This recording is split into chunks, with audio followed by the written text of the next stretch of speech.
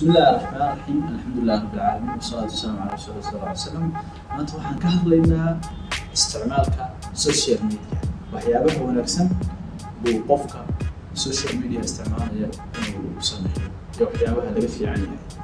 marka halkan waxaan kusoo jeedinaynaa arrimo ku saabsan social media. waa inaad profile-kaaga buuxisaa.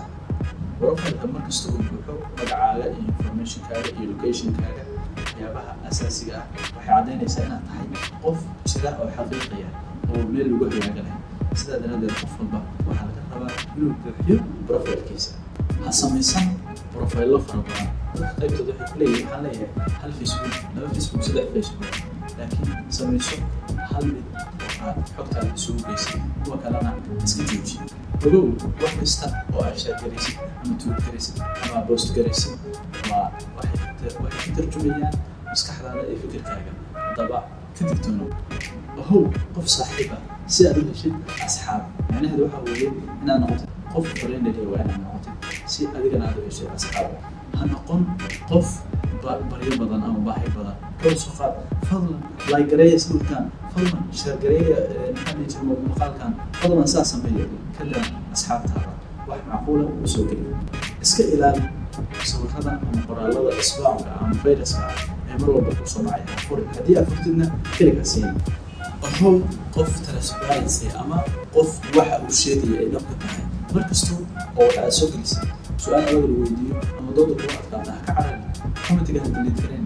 ka jawaab si kartid ugana jawaab si xigmad leh iyo caqli ku salaysan. iska ilaali qoraalka aad qoraysa inuu hooseeyo. erayadaada fadlan sax oo u qor si nidaamsan.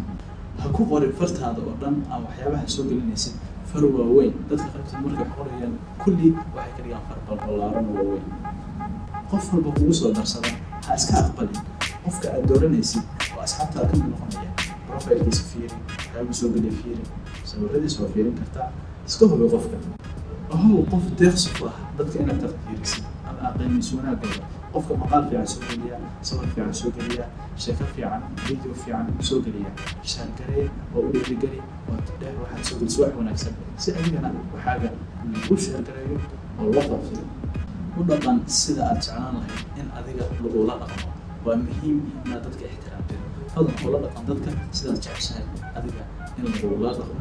ka fikir inta aadan waxba taageerin.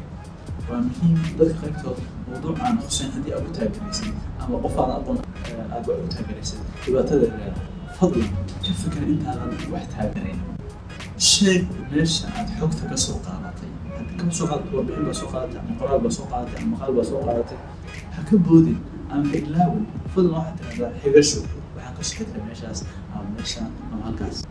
Facebook iyo YouTube iyo Twitter kulli waa aalado lagu wada xiriiro.